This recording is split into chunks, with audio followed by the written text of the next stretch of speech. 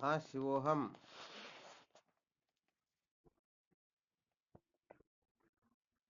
हाँ क्या विषय चल रहा था अपना?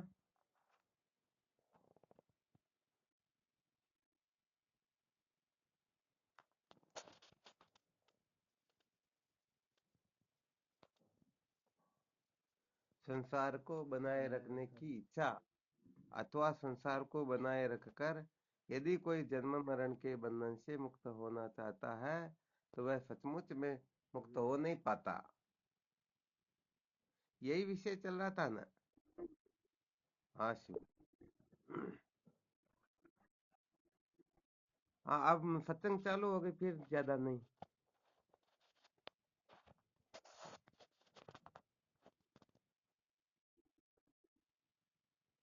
संसार को बनाए रखकर यदि कोई जन्म मरण के बंधन से मुक्त होना चाहता हो तो वह वास्तव में जन्म मरण के बंधन से मुक्त हो नहीं सकता। अथवा सत्य का साक्षात्कार करना चाहता हो तो वह सत्य का साक्षात्कार कर नहीं पाएगा। जैसे ये नियम है ना, जब तक देह की मृत्यु नहीं होती है तब तक स्वर्ग की प्राप्ति नहीं होती है। आप मरे बिना स्वर्ग की प्राप्ति होती नहीं। ऐसे ही सत्य के साक्षात्कार के लिए ये जो बना बनाया संसार है उसको यदि हम बना करके रखना चाहते हैं कि ये भी नहीं बिगड़े और सत्य का साक्षात्कार हो जाए तो ऐसे काम वास्तव में चलता नहीं। अच्छा लोग कितना चाह लेते हैं, कितनी कल्पना कर लेते हैं। जैसे समझो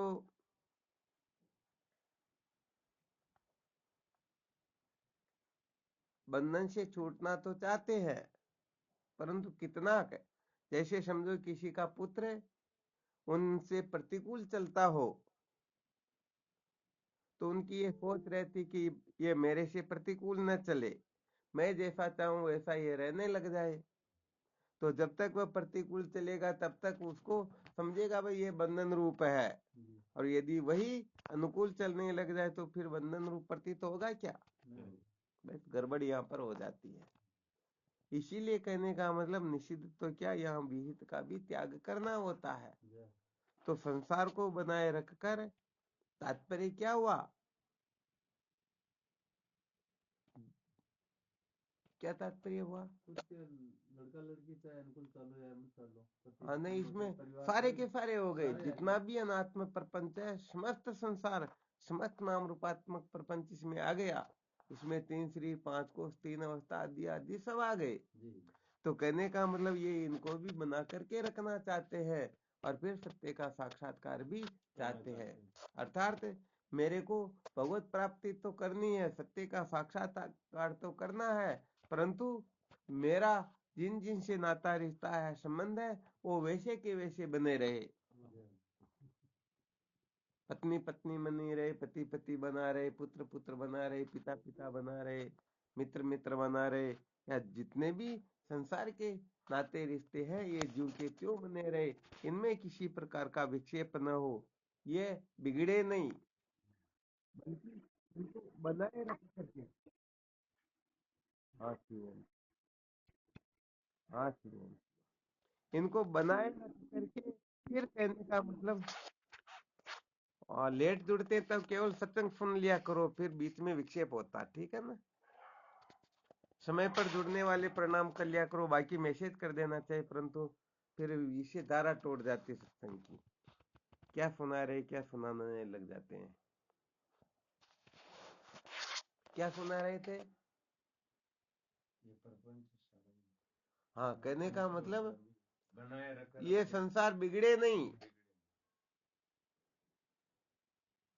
पद प्रतिष्ठा हो, मान आदि के साधन हो, धन पुत्र स्त्री हो, ये जितने भी जिनसे हमारा नाता रिश्ता संबंध आदि है ये सारे के सारे बने रहे। सब बना रहे तो अब विचार करके देखो, सत्य का साक्षात्कार भी हो और ये संसार भी बना रहे, ऐसा संभव हो सकता है क्या? जैसे इसको थोड़ा और दूसरी तरह से समझ लेते हैं। स्वप्न से कोई जगना तो चाहता है कि नहीं, मैं इस स्वप्न से जगूं, परंतु ये स्वप्न की सृष्टि जो है ये बनी रहनी चाहिए। क्या ये संभव हो सकता है? क्या कभी संभव नहीं हो सकता है। तो यहाँ पर फिर गंभीरता से चिंतन मनन करना होता है कि वास्तव में हम सत्य का साक्षात्कार किस प्रकार से चाहते हैं। ये शरीर जो है, इसकी मान बढ़ाई, इसको लेकर के, शरीर के जितने भी नाते रिश्ते को लेकर के, शरीर के जितने भी धर्म हैं, ये सारे के सारे ज्यों के त्यों मुझे बना रहे। और यहाँ पर तो ये ऐसा चाह लेते, मैं ज्ञानी हो गया हूं तो मेरा कभी अपमान नहीं होना चाहिए, कभी मेरे को दुख नहीं होना चाहिए, कभी संकट नहीं आना चाहिए, कोई मेरा तिरस्कार नहीं करना चाहिए। यहाँ तक देखो कि संसार में लोग देख लेते हैं कि सर्वत्र मेरी जय जयकार हो। अब तो मैं समझो, मैं तो सबके ऊपर हो गया हूँ। तो विचार करके देखो, वास्तव में वह सत्य का साक्षात्कार चाहता है या मनोरंजन चाहता है? अरे यार, तो मनोरंजन ही तो चाह रहा है कि मुझे ज्ञान हो जाए, परंतु ज्ञान होने के बाद में सर्वत्र मेरी जय जयकार होनी चाहिए। तो बताओ, उसकी अहमता ममता जो है किसके अंतर्गत बैठी हुई है? अंदर ही तो बैठी हुई है। अंदर का मतलब यहाँ पर अनात्म प्रपंच से ही, अनात्म पदार्थों में ही है। उनकी जो महत्व बुद्धि बैठी हुई है वो केवल शरीर में ही बैठी हुई है। वो शरीर चाहे स्थूल हो, सूक्ष्म हो या कारण हो, कैसा भी क्यों ना हो, परंतु कहने का मतलब वह, हाँ बिल्कुल, स्थूल शरीर में आग्रह का क्या मतलब हुआ? जिनका स्थूल शरीर में आग्रह होता है, क्या क्या परिणाम होते हैं इनके, कैसी समझ होती है उनकी? जिनका स्थूल शरीर में आग्रह होता है, मान बढ़ाई, मान और बताओ। अरे गजब बात, इतना मार सुना रखा। अच्छा, आप लोग बताओ, जो स्थूल शरीर में आग्रह करके बैठे हैं उनमें किस प्रकार की समझ होती है?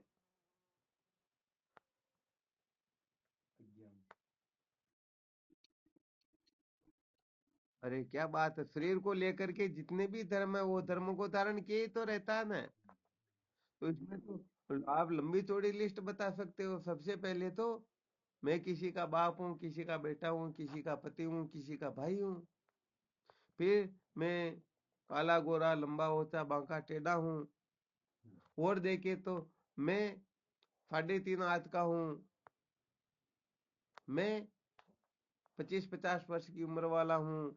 मैं 50-60-70 किलो वजन वाला हूँ। होता या नहीं होता?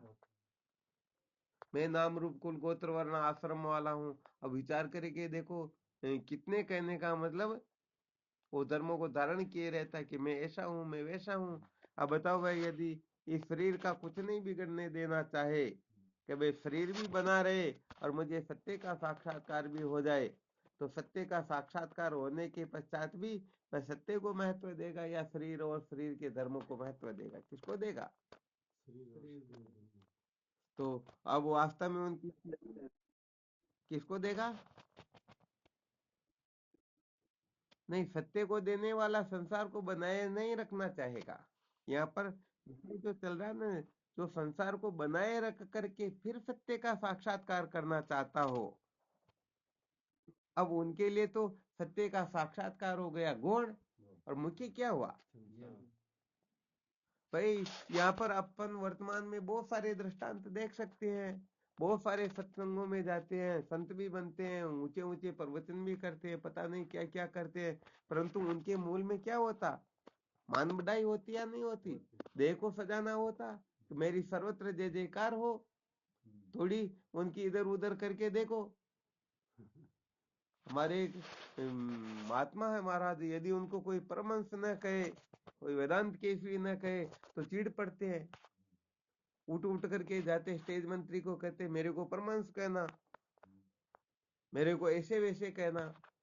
यदि नहीं कहे तो गड़बड़ हो जाती है, और कहे तो महाराज परमहंस किसको कहते हैं, इसको समझने के लिए तो बहुत समय लगता है। तो कुल मिलाकर के गड़बड़ घोटाला ऐसा होता है कि लोग अभिनिवेश तो करते हैं देह में, मैं ब्रह्म हूं, इस जगह पर मैं शब्द के अर्थ को यदि ठीक ठीक प्रकार से कोई नहीं समझेगा, चलो इस जगह एक ब्रह्मास्त्र भी बता देते हैं। यहाँ पर कुल मिलाकर के सबसे पहले अहम अर्थ का शोधन करना होता है। किसका शोधन करना होता है? अहम अर्थ का। जब तक अहम अर्थ का विचार नहीं किया जाएगा, तब तक भले ही आप ब्रह्म ज्ञान से संबंधित लाख करोड़ बातों को सुन लो, याद कर लो, रट लो, पढ़ लो, सब कुछ कर लो। मैं सत हूँ, चित हूँ, आनंद हूँ, अद्वैत हूँ, नित्य हूँ, अविनाशी हूँ, निराकार हूँ, निरंजन हूँ, अखंडानंद, ध्रुवानंद, परमानंद, सब कुछ सीख लो। परंतु मैं शब्द के अर्थ को यदि आप ठीक तरह से नहीं समझोगे तो सारा का सारा मनोरंजन होगा। हाँ, ये बड़ी विलक्षण बात शंकर अद्वैत वेदांत के अंतर्गत कहने का मतलब अहम के अर्थ को समझना सबसे ज्यादा, हाँ समझो, ये एक प्रकार का मेरुदंड है। यदि इसका अहम अर्थ का कोई ठीक ठीक विचार कर लेता है तो फिर कहने का मतलब वो स्थूल सूक्ष्म कारण सबसे ऊपर उठ जाता है, क्योंकि वो अच्छी तरह से निश्चय कर लेता, ये तीन देह जो ये मैं नहीं हूँ, ये मेरे नहीं, ये सत्य नहीं है, ये तीन अवस्थाएं आती जाती है, ये पंचकोश जो है ये रज्जु सर्पवत है। तो ऐसा विचार करने से नहीं ऊपर नहीं उठता है। ये भी अरे मैं विचार तो करेंगे, परंतु इनकी सत्ता बनाए रख करके, सोचता हूँ।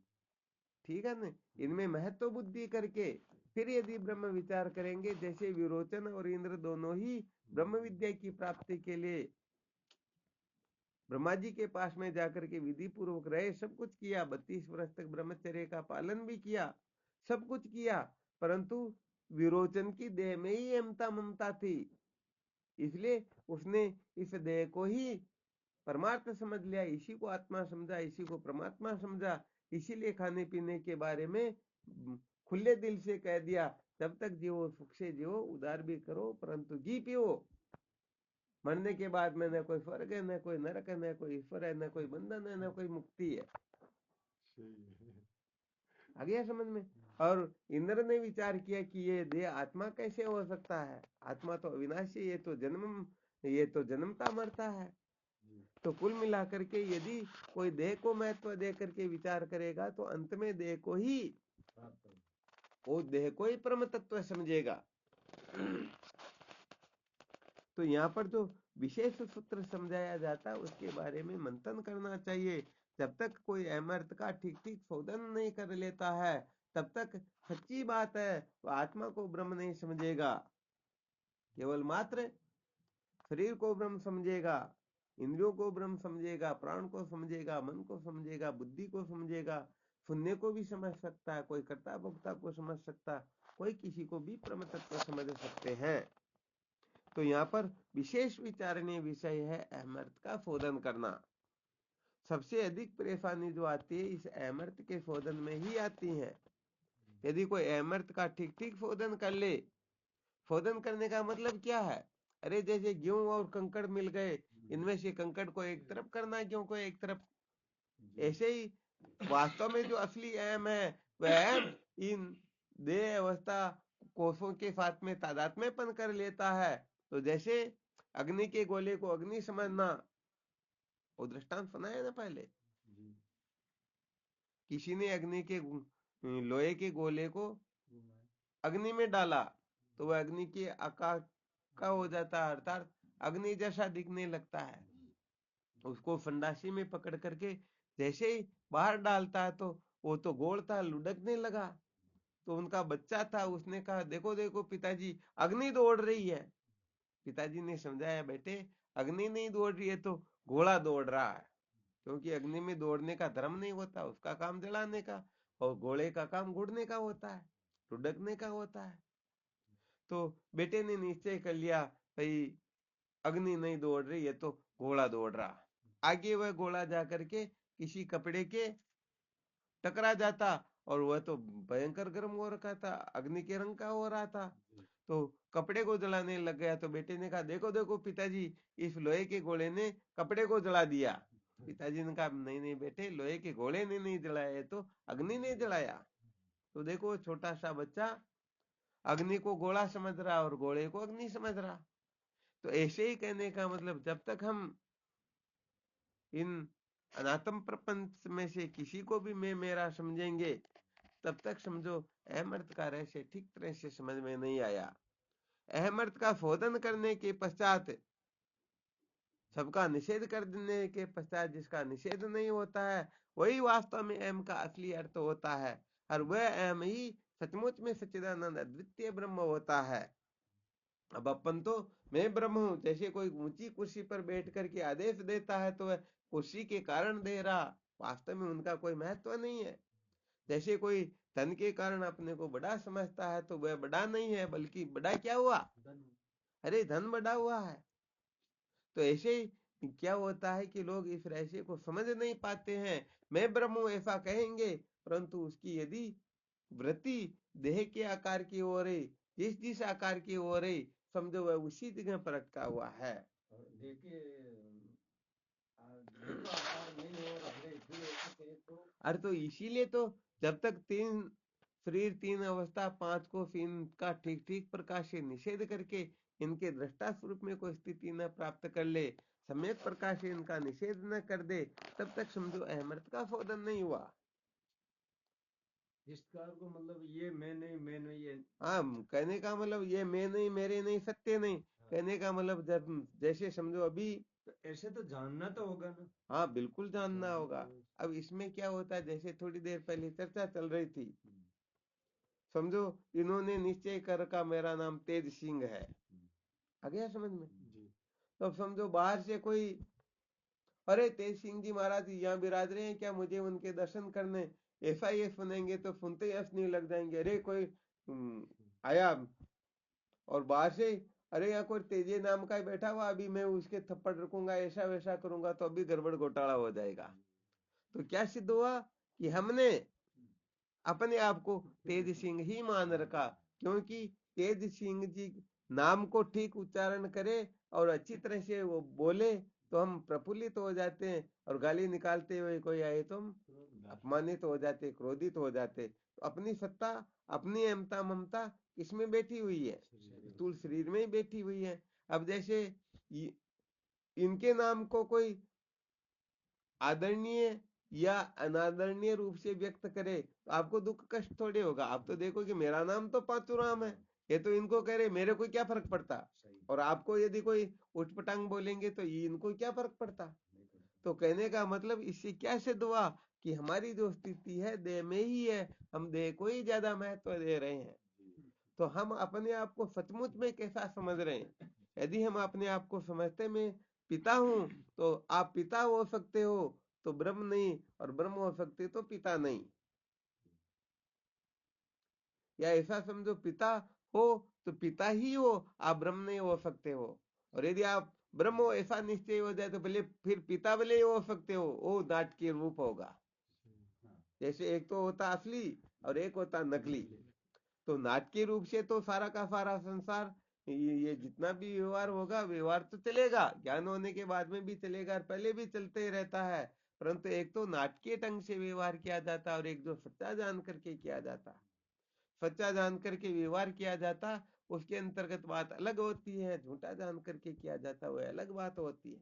अभी व्यवहारिक दृष्टि में दो भाई आपस में लड़ पड़ते हैं, जैसे आप दो भाई लड़ पड़ते हो, तो वो उनको नहीं देखना चाहता और वह उनको नहीं देखना चाहता है। परंतु नाटक के अंतर्गत राम रावण आपस में कितने खतरनाक लड़ते हैं, और तुरंत एक मिनट के बाद में जाकर के देखो तो पर्दे के पीछे दोनों एक साथ बैठ करके बीड़ी पी रहे हैं।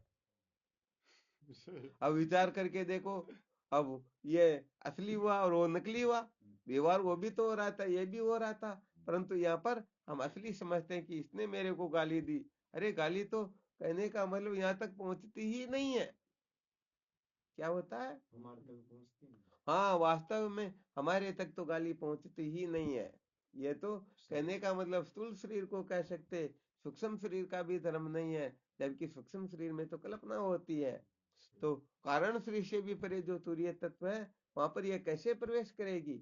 परंतु हम कहने का मतलब इनमें ही अटके रहते हैं, इसलिए हम ज्यादा इसको महत्व दे देते हैं। हम वहां तक नहीं पहुंचे इसलिए तो यहाँ पर केवल समझना ये है कि देह इंद्रिया प्राण मन बुद्धि अपने अपने हिसाब से चलते रहेंगे, परंतु यदि हम देह को, इंद्रिय को, प्राण को, मन को, बुद्धि को, किसी को भी ब्रह्म समझ लेंगे तो ये वास्तविक ज्ञान नहीं हुआ।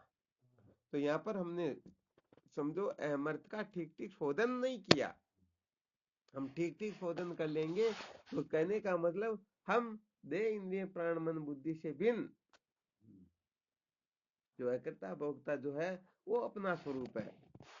तो देह, इंद्रिय, प्राण, मन, बुद्धि में जो महत्व बुद्धि अज्ञान अवस्था में होती थी वैसी नहीं रहेगी। ये थोड़ा विशेष है। अच्छा, आप लोगों के भी समझ में आ रहा है थोड़ा बहुत ही है?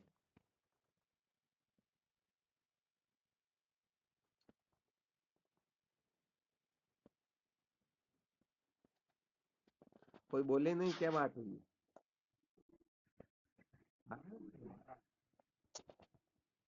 हाँ, तो बहुत अच्छी बात है। तो वैसे देखा जाए तो अहमर्थ का शोधन करना तो अत्यंत अत्यंत आवश्यक होता है। वेदांत शास्त्रों में इस विषय पर बड़ा जोर दिया गया कि वेदांत का खूब श्रवण करो, मनन करो, निध्यासन करो, सब कुछ कर लो। या किसी ने सब कुछ कर लिया फिर भी उनको ठीक ठीक बोध नहीं हुआ, इसका क्या कारण है? उसका केवल यही कारण है कि उसने अहमर्थ का शोधन ठीक ठीक किया ही नहीं। और इस अहमर्थ के शोधन को ही आठवां साधन बोलते हैं, जिसे तत्व पद का शोधन ये भी कह सकते हैं। तो जब तक तत्व पद का शोधन नहीं होता है तब तक सच्ची बात है विरोचन वाली बात बहुत ज्यादा हो जाती है।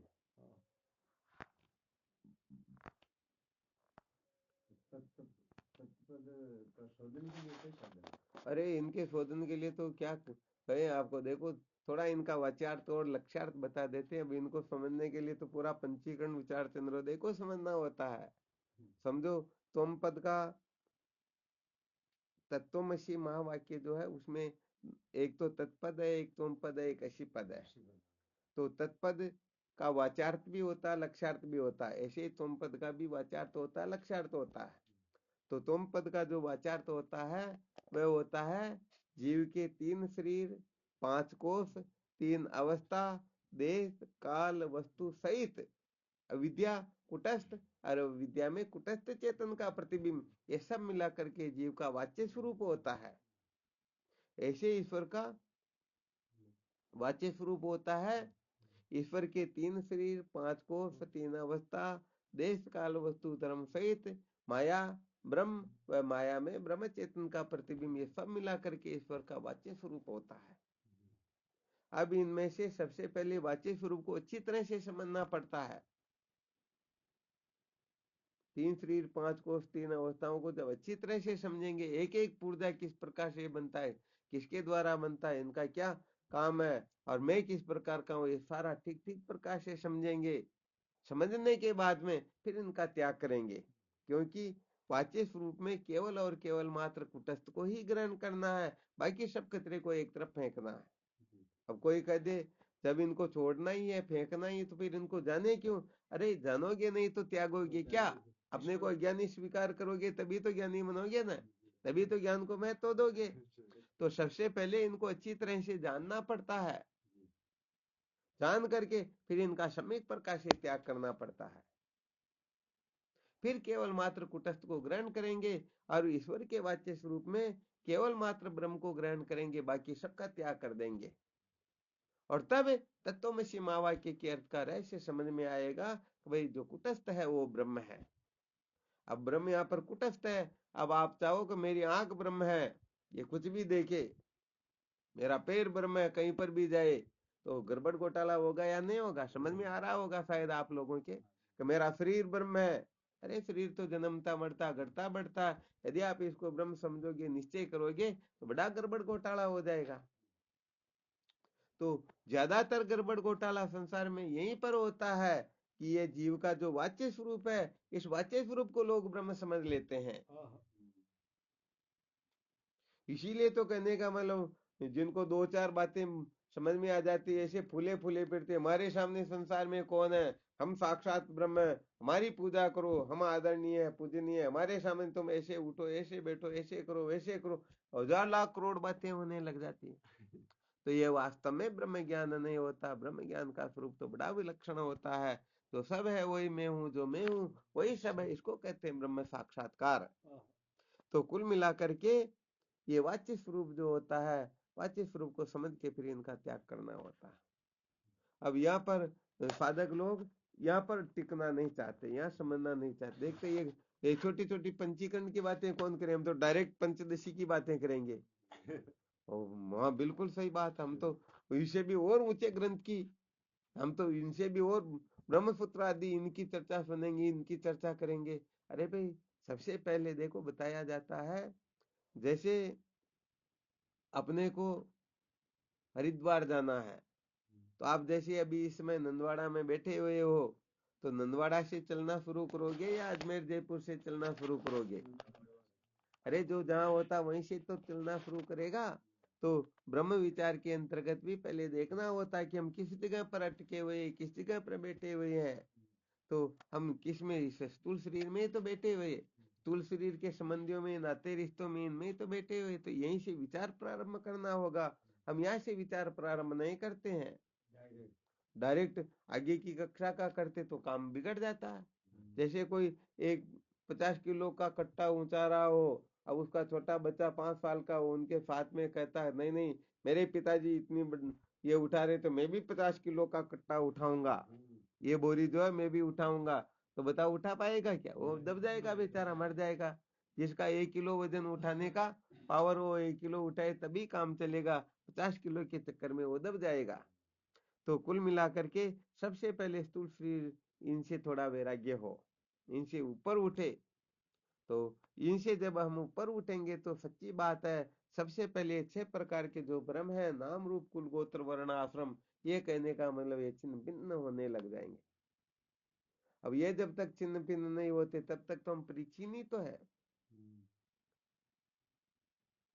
अच्छी तरह से विचार करके देख लो। अभी ये खतरा निकलते ही नहीं, बहुत मुश्किल, ज्ञान कितना भी क्यों ना हो जाए, परंतु अंत में तो यही सिद्ध होगा। थोड़ो ज्ञान को कचरो अभिमान आ जाएगा मेरे जैसा।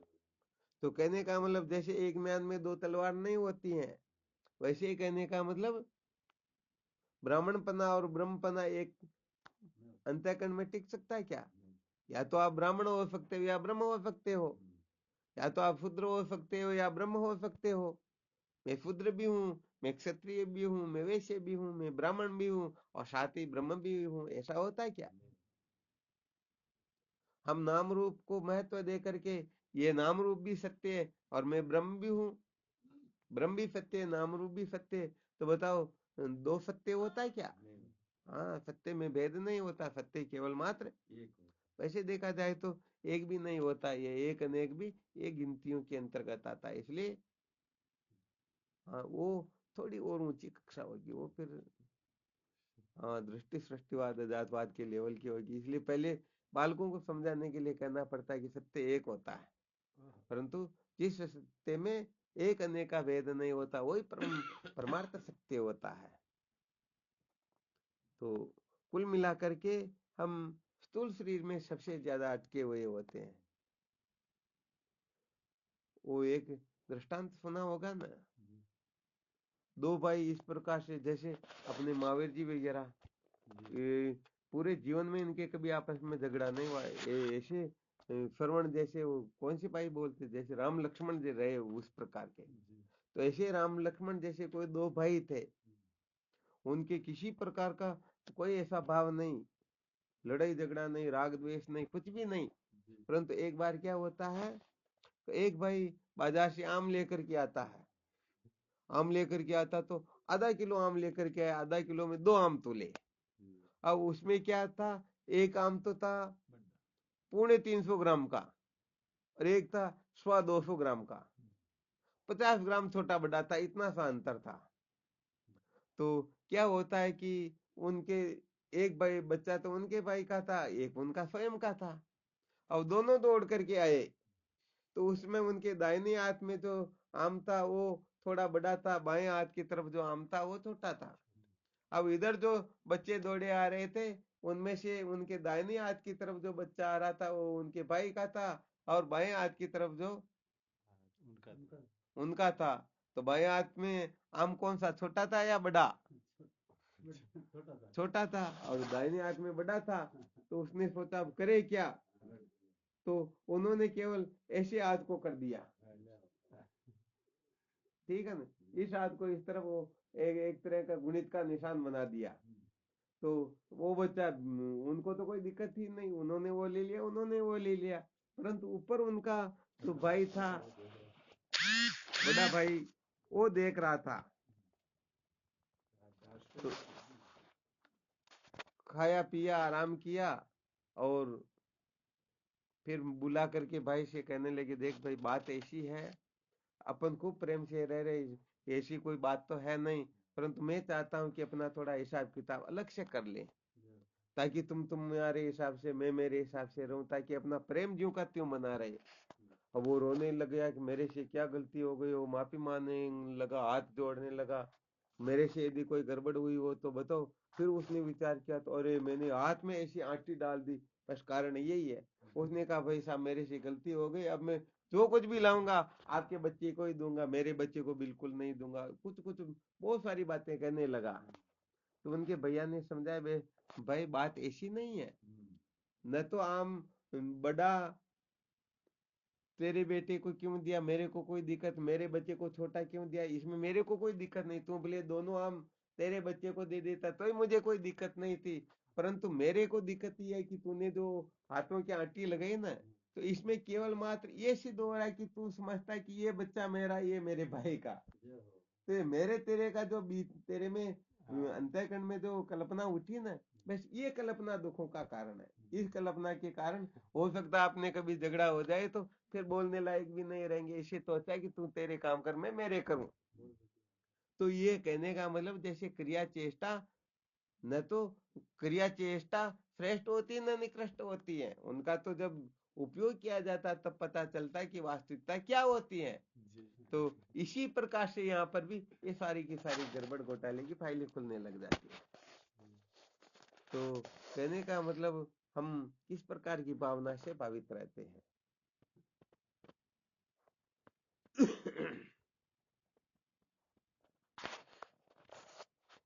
तो विशेष बल किस पर दिया गया, अहमर्थ के शोधन पर। हाँ, ये अहमर्थ का शोधन, साधकों को सचमुच में यदि अविद्या के बंधन से मुक्त होना तो अहमर्थ का खूब विचार करना चाहिए। अर्थात वास्तव में मैं जो हूं ना, ये शरीर में हूं या इंद्रिया में हूं या प्राण में हूं, मन में हूं, बुद्धि में हूं, हर एक का अच्छी तरह से विचार करे, और जो मैं नहीं हूं उसको मैं नहीं समझे, जो मैं है उसको ही मैं समझे। तब जाकर के कहने का मतलब, ये शास्त्रोक्त जो ब्रह्म विद्या है, तत्वमसि महावाक्य जो है, ये रहस्य फिर उनके समझ में आएगा, वरना समझ में आने से मुश्किल है। तो आपको सुना रहे थे, इस संसार को बनाए रख कर कोई सत्य का साक्षात्कार करना चाहता। संसार को बनाए रखने का मतलब क्या है, वाच्यार्थ को बनाए रख करके फिर तत्व साक्षात्कार करना चाहता है, बड़ा गड़बड़ घोटाला हो जाता है। क्यों? क्योंकि फिर वह वाच्यार्थ को ही ब्रह्म समझेगा। यदि अहमर्थ का शोधन नहीं किया, तीन शरीर, पांच कोष, तीन अवस्था, देश काल, वस्तु, इनके धर्म सहित विद्या आदि का त्याग करके इनके अधिष्ठान को अपना स्वरूप नहीं समझा, तो ये पक्की बात है, ज्ञान तो उसे हो जाएगा मैं ब्रह्म हूं, परंतु वह ज्ञान असुरी ज्ञान होगा। विरोध चारवाकी सिद्धांत समझ में आएगा, चारवाक मत समझ में आएगा, क्योंकि बोलने में, भाषा में कोई अंतर नहीं होता है। एक कोई आया और किसी महात्मा से कहने लगा, महाराज जी क्या बात करते हो, मेरे को भी ब्रह्म ज्ञान हो गया। अरे भाई क्या हुआ, सुनो, कि स्वर्ग नहीं है, बहुत अच्छी बात है, नरक भी नहीं है, ये भी बहुत अच्छी बात, ईश्वर नाम की कोई वस्तु नहीं होती है, चलो बहुत अच्छी बात है, तुम्हारे मुंह में घी शक्कर, न जन्म होता न मृत्यु होती है, न पाप होता न पुण्य होता, और आप सबका निषेध कर दिया, ये कुछ होता ही नहीं है। महात्मा भाई बताओ, वेदांत की भाषा है या नहीं है? वेदांत में ये तो कहा जाता, न स्वर्ग है, न नरक है, न जीव है, न ईश्वर है, न पाप है, न पुण्य है, न बंधन है, न मोक्ष है। ऐसी चर्चाएं जब वहां पर चलने लगी, तो फिर अंत में उसे कहा भाई ये कुछ नहीं, तो बताओ वास्तव में क्या है? भाई न तो स्वर्ग है, न नरक है, न जीव है, न ईश्वर है, न बंधन है, न मोक्ष है, कुछ भी नहीं है। तो क्या है? बस कुछ नहीं। ये जब तक शरीर है तब तक मजे करते रहो, मौज मस्ती करते रहो। ये मर गया, ये नष्ट हो गया, तो सब बेकार है। तो बताओ इसका नाम तत्व ज्ञान है क्या? आत्मा ने कार्य पगले, ये तो चारवाक की मत हुआ, ये तो चारवाक सिद्धांत हुआ, ये वेदांत सिद्धांत थोड़े ही है। हाँ, इसलिए देखो बहुत बड़ा विलक्षण रहस्य, थोड़ा सा सूत्र और भी बता देते हैं। होता क्या है कि आगे की कक्षा में बैठ करके पीछे की कक्षा का निषेध किया जाता है। जैसे कोई 8वीं की कक्षा में उत्तीर्ण 8वीं कक्षा को उत्तीर्ण कर लेता है, तो 8वीं कक्षा उत्तीर्ण करने के पश्चात 8वीं कक्षा का भी निषेध किया जाता है। 5वीं का निषेध तो पहले ही हो गया। परंतु 8वीं कक्षा उत्तीर्ण करने के बाद में यदि वह 10वीं कक्षा का 9वीं कक्षा का निषेध कर दे और 5वीं कक्षा में जाकर के बैठे, बताओ महान मूर्ख हुआ या नहीं हुआ? हाँ, कहने का मतलब मास्टर के पद के लिए चपरासी के पद का त्याग तो किया जाता है, परंतु चपरासी के पद के लिए मास्टर के पद का त्याग नहीं किया जाता। तो कहने का मतलब आगे की कक्षा में बैठ करके पहले की कक्षा का निषेध किया जाता है। तो यहाँ पर कहने का मतलब ब्रह्म साक्षात्कार होने के पश्चात भले कोई ईश्वर का निषेध करे तो चल सकता है, परंतु ईश्वर की कक्षा में बैठ करके कोई ब्रह्म का तिरस्कार कर दे, निषेध कर दे, तो महान मूर्ख है या नहीं है? हाँ, इसको अच्छी तरह से समझना होता है। कलेक्टर साहब से मिलना हो गया तो फिर सरपंच सचिव का त्याग कर दे, निषेध कर दे, उनकी परवाह न करे तो चलेगा, परंतु सचिव सरपंच से तो मिलना हुआ और कलेक्टर साहब मेरे कहाँ लगते, मैं चाहूँ तो उनको भी ऐसा वैसा कर दूं, तो पावर है क्या उनके पास? अरे कलेक्टर पद से यदि करना हो तो मुख्यमंत्री से मिलने के पश्चात इस पद का भले हम कर सकते हैं, पहले करेंगे तो गड़बड़ घोटाला होता है। तो कहने का मतलब आगे की कक्षा में बैठने के पश्चात ही पहले की कक्षा का निषेध किया जाता है।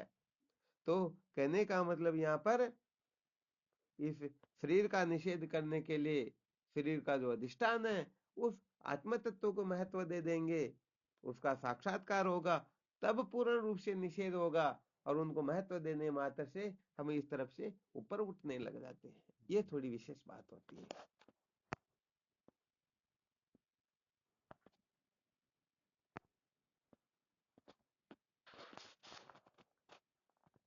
अच्छा, अब इसमें कोई शंका हो तो बोलो।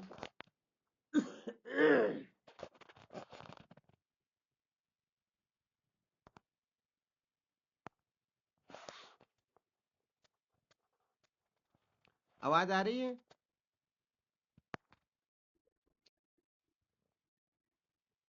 हाँ, नहीं, शंका तो अभी बहुत सारी रहेगी वैसे देखा जाए तो,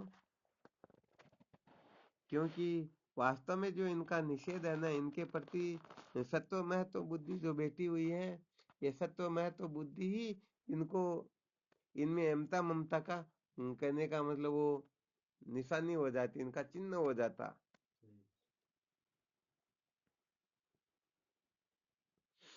तो कुल मिलाकर के अपने को इनको महत्व नहीं देना, कहीं इनको ले जा करके तोड़ फोड़ करनी नहीं है, केवल महत्व नहीं देना, बात इतनी सी है। इनको सत्य नहीं समझना, प्रिय नहीं समझना, रमणीय नहीं समझना, यही जीवन का उद्देश्य है। यहाँ पर अपने को अटकना नहीं है।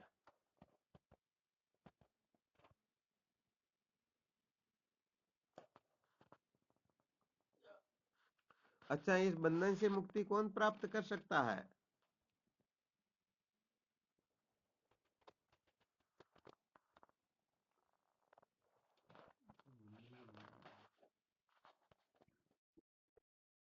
बहुत धन्यवाद, बहुत अच्छी बात।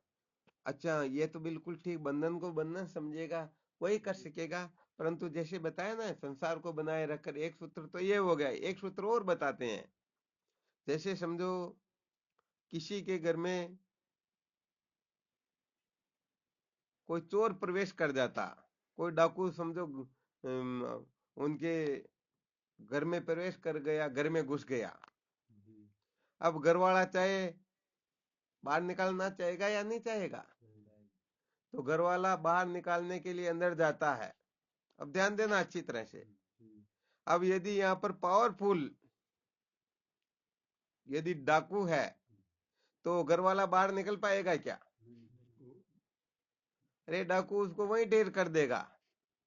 और यदि घर वाला पावरफुल है तो डाकू को लात लगाकर बाहर निकाल देगा या नहीं निकाल देगा?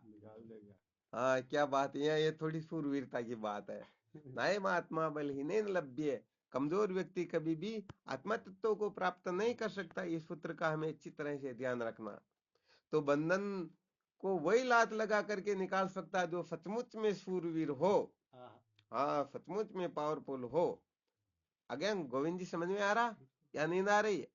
हाँ बिल्कुल सही है। तो कहने का मतलब यदि डाकू पावरफुल है तो उस घर वाले को वहीं ठिकाने लगा देगा, और घर वाला पावरफुल है तो डाकू को निश्चित रूप से लात लगाकर बाहर निकाल देगा। तो ये डाकू कौन हुआ? ये बंधन हुआ। और घर का मालिक कौन हुआ?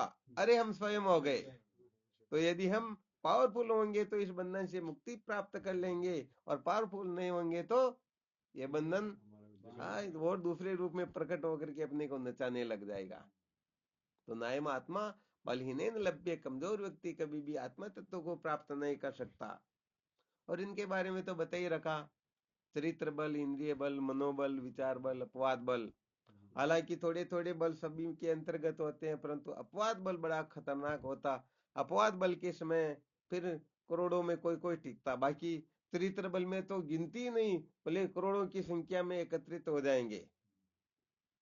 इंद्रिय बल में थोड़ी कमी रहेगी, मनोबल में फिर कमी रहेगी, विचार बल में बहुत कमी रहेगी, परंतु अपवाद बल में तो कहने का मतलब द्वित्रिनाम उपजाए थे, पूरी सृष्टि में दो तीन ही मिले जिसे हमको काम हो जा करे। तो ये 5 प्रकार के बल यदि कोई प्राप्त कर ले तो फिर क्या कहने की बात होती है। तो अपने को शूरवीर बनना है, केवल मात्र इन अनात्म पदार्थों को महत्व दे करके, इनकी मान बढ़ाई को, खाने पीने को, बस इनकी रक्षा को ध्यान में रख करके हमें जीवन जीना नहीं है। अपने समय को व्यर्थ बर्बाद नहीं करना है, बल्कि ये इनके हिसाब से चलते रहेंगे, होता रहेगा। परंतु हमें समय का सदुपयोग करते हुए हमें सत्य का साक्षात्कार करना है।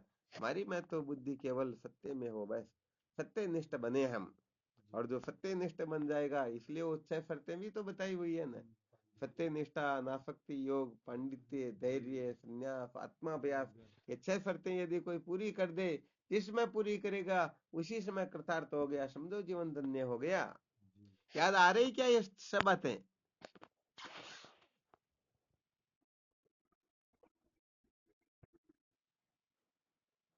हाँ, तो ये 5 बल और 6 शर्तें, इनको पूरी करने की चेष्टा करते रहना चाहिए। हाँ बिल्कुल सही है। तो सबसे पहले हमें सत्यनिष्ठ बन जाना चाहिए, सबसे बड़ा ब्रह्मास्त्र ये है। और सत्यनिष्ठ का मतलब ये होता है कि जो सत्य है उसे ही मैं स्वीकार करूंगा, इसके सिवाय किसी को नहीं। ये जिस साधक के हृदय में अच्छी तरह से ठीक ठीक प्रकार से बैठ जाए, समझो वह साधक पहली शर्त में उत्तीर्ण हो गया। अब ये बहुत मुश्किल होती, कहने का बातें तो हम सब कुछ कर सकते हैं, परंतु निष्ठा कहने का मतलब शरीर में, इंद्रियों में, परिवार में, कुटुंब में, धन दौलत में, पद प्रतिष्ठा में, इसी में हुआ करती है। जो सत्यनिष्ठ होता है उनकी निष्ठा फिर दूसरों में नहीं होती। तो जो सत्य है उसे ही महत्व दे, तो सत्य नहीं उनको महत्व दे ही नहीं। तो यहाँ पर फिर कहने का मतलब ऐसे ऐसे सूत्र निकलते, लोगों को पता चलता है कि अच्छी तरह से अवलोकन किया जाए।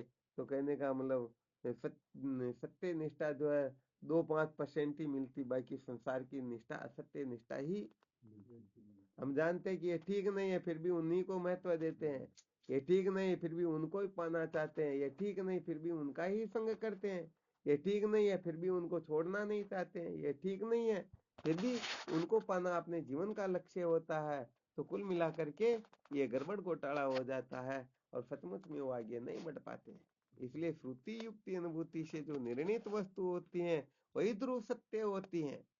इसलिए सबसे पहले तो संतों का संग करके, शास्त्रों का स्वाध्याय करके या अपने अनुभव को थोड़ा काम में लेकर के देखना चाहिए कि वास्तव में इससे हमारा कल्याण होगा या नहीं होगा। जिससे हमारा कल्याण होता है वह चाहे सारे संसार वाले उनके लिए विरोध करे फिर भी हमें उसे प्राप्त कर लेना चाहिए। और कल्याण नहीं होता है तो भले ही सारे संसार के कहे कि नहीं नहीं ये सबसे ठीक है, फिर भी उनको लात लगा देना चाहिए।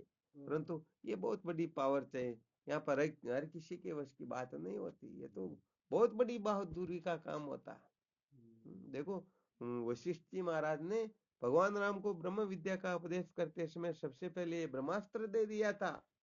युक्ति युक्त मुपादेयम वचनम बालकादपि अन्यत्र नमि त्याज्यम अभ्युक्तम पद्म जन्मना। हे राम, युक्ति सहित वचन एक छोटे से बच्चे का उसे सिर पर धारण करना और युक्ति से विरुद्ध बात मेरे गुरु ब्रह्मा क्यों न कह दे उसे भी तू कतरा समझ करके लात लगा करके तोड़ करके फेंक देना। अब बोलो ये मामूली बात है क्या? परंतु यहाँ टिकना बड़ी मुश्किल की बात होती है।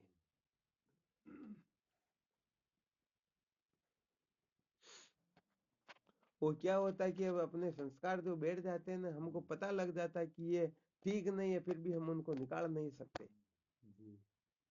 भले अच्छी तरह से पता लग जाए हाँ मैं ब्रह्म हूं, परंतु फिर भी वो तो मैं कुमाऊं तो ये तो निकलता ही नहीं है। अब करे तो क्या करे, ये बड़ा गड़बड़ घोटाला होता है। ऐसे ही संसार के अंतर्गत क्या होता है, ये बहुत ज्यादा होता है।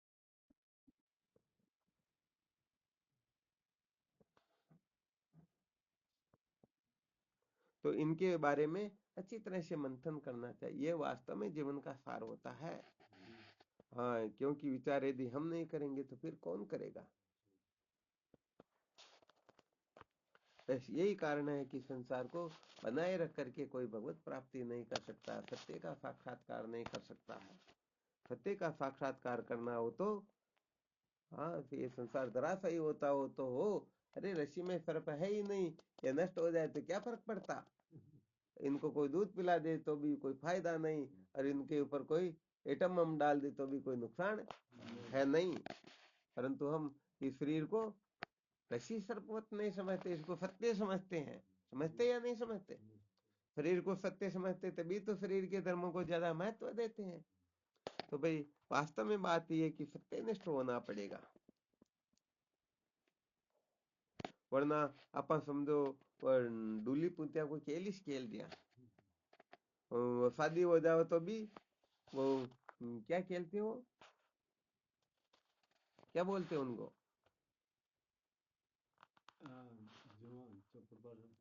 अरे बोले जी जब इतना भी बहुत नहीं है। वो डोला डोली क्या बोलते हैं? हाँ, गुड्डा गुड्डी। या देखो ये छोटा सा बच्चा इतना समझदार है, बुढ़े हो गए कि समझ में नहीं आता क्या पता। वो गुड्डे गुड्डियों का खेल खेलते हैं। शादी होने के पश्चात गुड्डे गुड्डियों की जरूरत है क्या? तो ऐसे ही कहने का मतलब आगे की कक्षा मिल जाती परंतु गुड्डे गुड्डियों का खेल छूटता नहीं है। फिर भी नहीं नहीं इसके बिना लोग हमको क्या कहेंगे।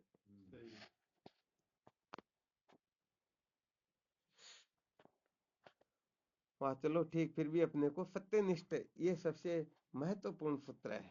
और आज जो सूत्र बताए उन सबका अच्छी तरह से मंथन करो। सबसे महत्वपूर्ण बात है इस संसार को बनाए रख करके कोई सत्य का साक्षात्कार नहीं कर सकता। बस यदि संसार को बनाए रखने की इच्छा है तो फिर कहने का मतलब ठीक, भले वो सुने तो अच्छी बात है, संस्कार तो बनेंगे, कोई दिक्कत तो है नहीं, नुकसान तो होने वाला है नहीं। परंतु इसी जीवन में यदि सचमुच में लाभ चाहता हो तो उसके लिए तो हाँ संसार को वैसा ही समझना होगा, सत्यनिष्ठ तो होना ही होगा।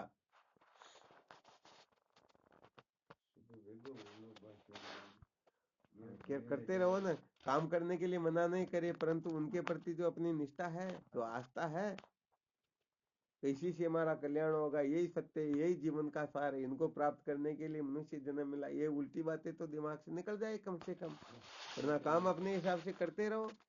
जब अपन समझेंगे कि ये मेरे जीवन का लक्ष्य नहीं, फिर कभी छूट भी जाए तो दिक्कत थोड़ी होगी। हाँ, यहाँ पर कहने का मतलब ग्रहण त्याग में एक समान रहना होता फिर तो।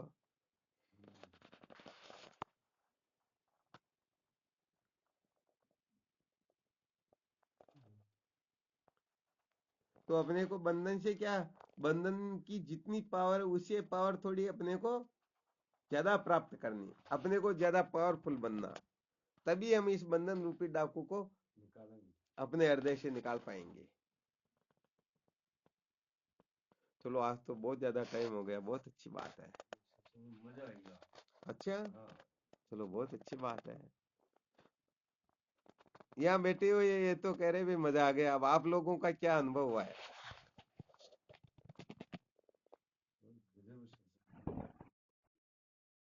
अच्छा, चलो बहुत अच्छी बात, चलो आपको भी आनंद आया, बहुत अच्छी बात है। हम्म।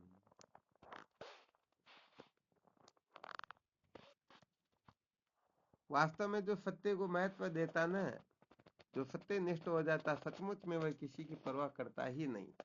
यदि परवाह कर रहा तो अभी तक सचमुच में वह सत्य को महत्व नहीं दे रहा।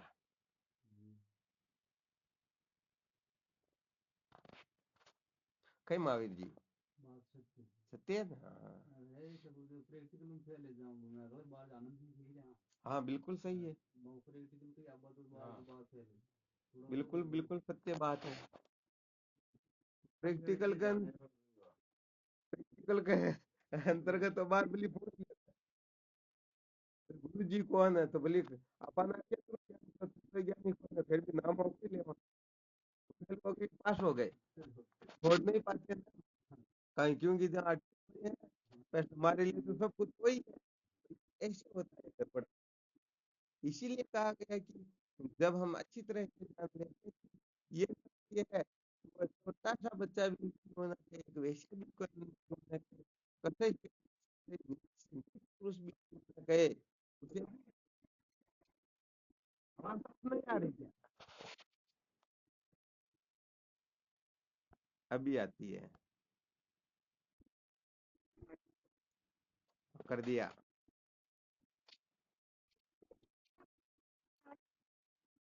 हाँ बनवारी जी, आपका माइक ऑन बंद करो इसको।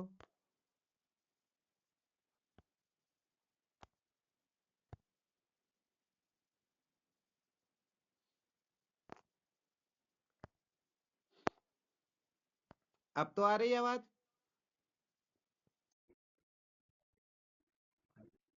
चलो ठीक बात है। तो यहाँ पर कहने का मतलब ये है कि सबसे पहले तो सत्य को ठीक ठीक तरह से, सर्वप्रथम ये समझो कितने ही ग्रंथों का सार निकाल करके रहस्य बताया गया है। सर्वप्रथम संसार से विरक्त होकर के शास्त्रों के रहस्य को ठीक तरह से समझ लेना चाहिए, अर्थात समस्त शास्त्रों का परम तात्पर्य क्या है, ये समस्त शास्त्र जो है ये क्या जतलाना चाहते, क्या बतलाना चाहते हैं। और उसके बाद में फिर आगे की कक्षा होती है, फिर अंत में सहज मौन हो जाना चाहिए। तो सबसे पहले ठीक ठीक प्रकार से विरक्त होकर के इस शास्त्रों के रहस्य को समझो, वास्तविकता है क्या, और फिर उसमें निष्ठा करो, और फिर आगे का विचार चलेगा। तो होता क्या है कि हम सत्य को महत्व नहीं दे पाते, सत्यनिष्ठ नहीं हो पाते। इसका मतलब क्या होता है? इसका यही मतलब होता, वासना होती है। सच्ची बात है ये। हाँ, लोग क्या कहेंगे, क्योंकि यहाँ तो गड़बड़ घोटाला वही बैठा रहता ना, कि जैसे शादी हो गई तो अब तो ये तो इधर उधर हो जाए तो बड़ा गड़बड़ घोटाला होता है। ऐसे जैसे गुरु, जो गुरु मिल गए जैसे मिल गए, बस इनके गुरु तो यही, यदि दूसरे के लिए कह दे, तीसरे के लिए कह दे तो इसको नरक में जाना पड़ेगा। अब वो कभी सत्यनिष्ठ सचमुच में हो ही नहीं सकते। हाँ, इसका खूब मंथन करना होता, खूब विचार करना होता, महावीर जी महाराज सत्य है या नहीं। अरे ये तो बड़े वेदांत शास्त्रों का स्वाध्याय कितने वर्षों से करे, इसलिए इनको तो अच्छी तरह से पता, आप लोगों को भी अच्छी तरह से पता है, इसमें कोई दिक्कत तो है नहीं। तो कुल मिलाकर के हम उस जगह पर ऊपर नहीं उठ पाते हैं, जान लेते कि ये सत्य है, परंतु फिर भी नहीं नहीं, इनको भी मैं पकड़ा रहूंगा, इनको भी पकड़ा रहूंगा, दो घोड़े पर तो सवाल ही नहीं, कभी संभव ही नहीं हो पाता।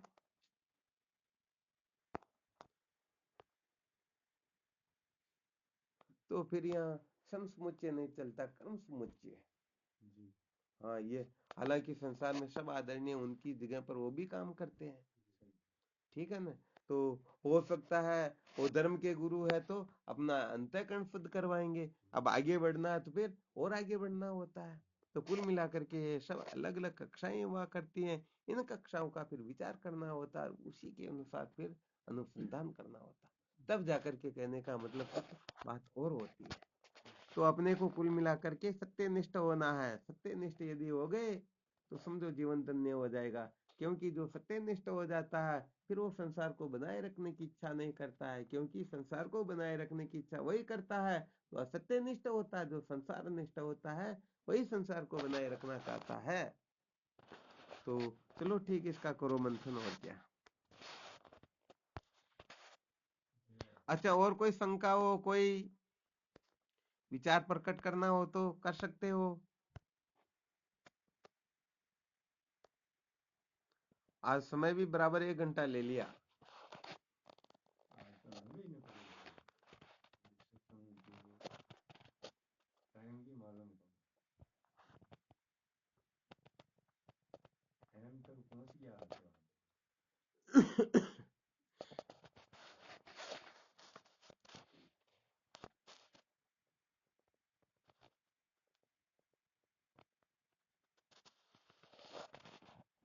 अच्छा, किसी के कोई शंका नहीं है क्या।